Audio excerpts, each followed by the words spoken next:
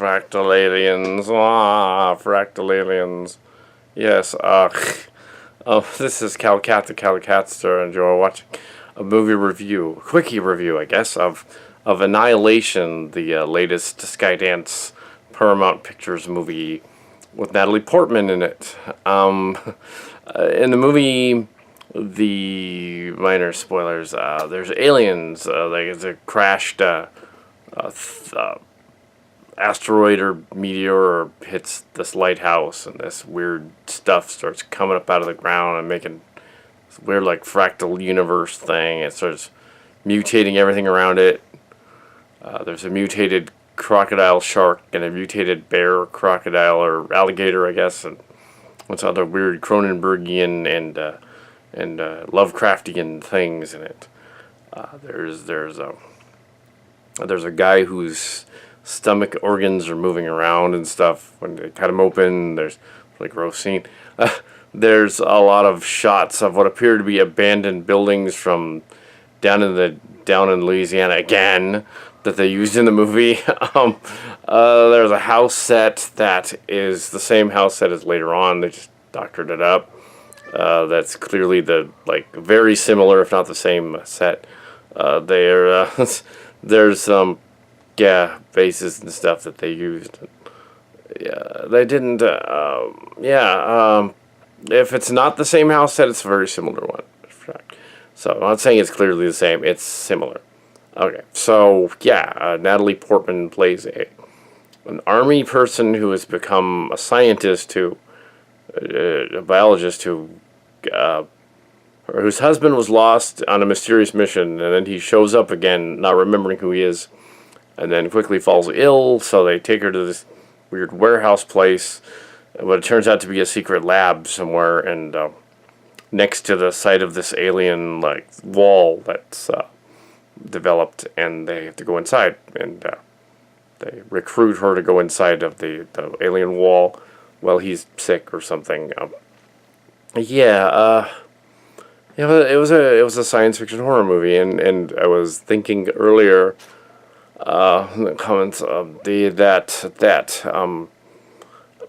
science fiction and horror are not closely related. Actually, comedy and horror are more closely related as opposites.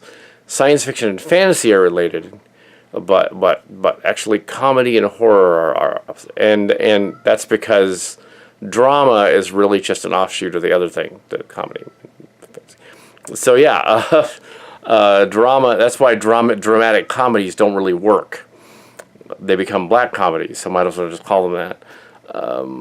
You can't have a dramedy. That really doesn't make sense. It's because comedy and horror are related, not comedy and it's the opposite side of the coin, which is like comedians that do this. This, in case, is a drama, science fiction drama horror movie that has one or two elements that are sarcastically comic but aren't meant to be funny. The movie is kind of messed up. There was a fairly packed audience watching this. Apparently it's going on Netflix fairly quickly in some places. Apparently there was some producer-director backlash or something going on as well. I don't know anything about that, but I watched 5 minutes of the Stone Gremlins review just now and shut it off and said, I'm going to do mine now. But yeah, the other... And the baffling ending was very similar to the ending with the robot fighting his clone in Prometheus 2. Very, very similar to that movie. And similar outcome. That'll give you a hint. That probably spoils it right there. Some of the audience were confused. There were some black teenager girls who were confused as to what happened at the end, even though they've been paying slightest bit of attention at that last few minutes. It was like, no, wait a minute. They gave away. They obviously projected the ending. It was from the very beginning. So it's like, yeah, that was not a twist because it technically was given to you early on. The minute the guy comes out with no memory, you're like, okay. I'm not gonna say what. I'm just gonna say, okay. That's not even a twist. This is what it is. Also reminded me of that movie, The Astronaut.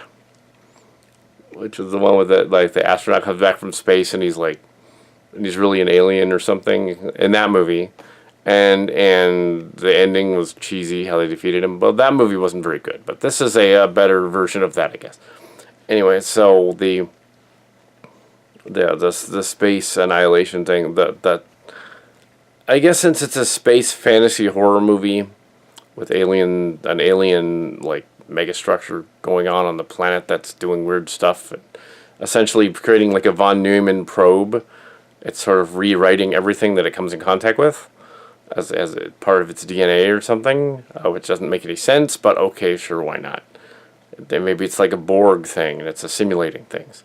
But yeah, even the Borg doesn't really make sense. Yeah, if you rewrite DNA, you kill the creature that you're rewriting. It dies, because, yeah, things with DNA need that to survive. And even though in science fiction they often have like a parasitic alien, like an alien or something, it's like, no, you rewrite their DNA, they will die. They'll just be dead. But oh well. Yeah, it was a really good movie. It's probably one of the better movies of this year so far. It's not going to get an Oscar, but Natalie Portman was really trying for it. I wonder if, like in Black Swan, she fell in love with the producer of this one too and married him. I don't know, but no, probably not. But this is the movie Mother was trying to be. Yeah, because of the previews and everything, kind of like this actually had Natalie Portman in it.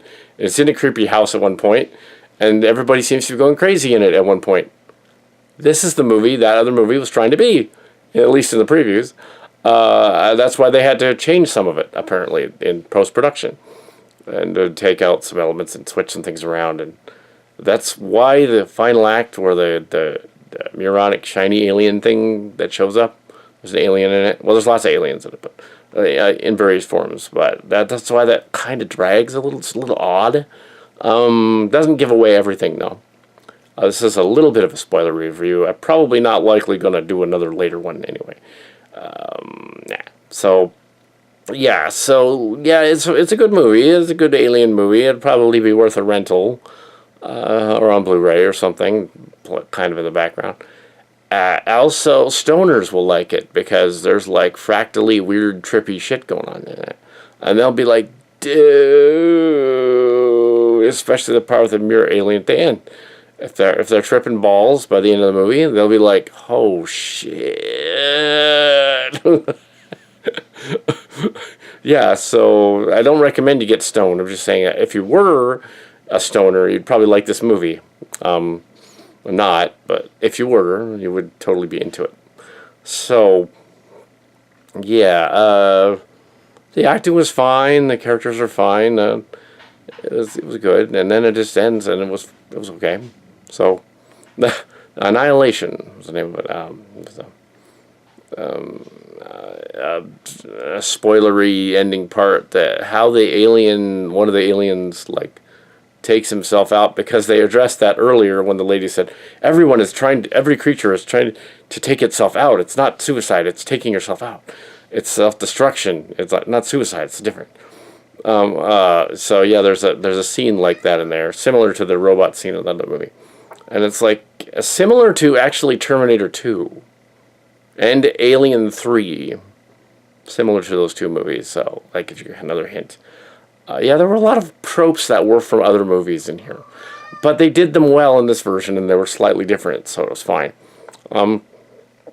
But yeah, it's like, no, not everybody is self-destructive, just the person saying that is. But it's like, yeah, you figure like an alien species crash lands on Earth, it's not going to try to destroy itself. What it would try to do to survive on Earth is it would replicate itself, which is kind of what they imply in the story.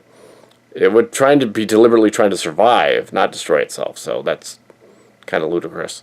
Unless it was a kind of bonkers alien that just wanted to, take everyone out, which would kind of be fruitless and destroy itself. Yeah, so there's like some odd stuff in there.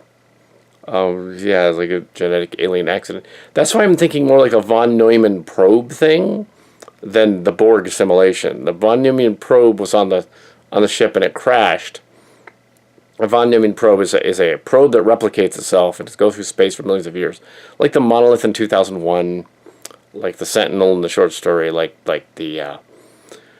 There have been other stories about that too, like the idea that there's a space probe thing or asteroid thing, well, like in the astronaut movie, which wasn't a very good movie, but the premise was interesting. Yeah, so you have like if an alien thing crashes on Earth where it can't survive, it'll immediately attempt to survive. It won't attempt to destroy itself. It will replicate and mutate what it's around to try to survive, and then reproduce. Cancer alien or something.